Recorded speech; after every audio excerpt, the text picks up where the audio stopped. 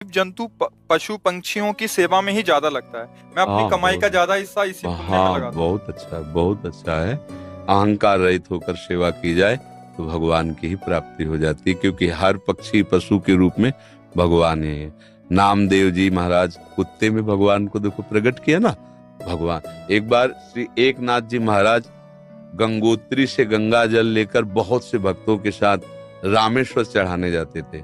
प्राय भक्त लोग ऐसा करते हैं कि गंगोत्री से गंगा जल लेकर रामेश्वर में चढ़ाते हैं कांवर में लेके। ऐसे ही वो जा रहे थे।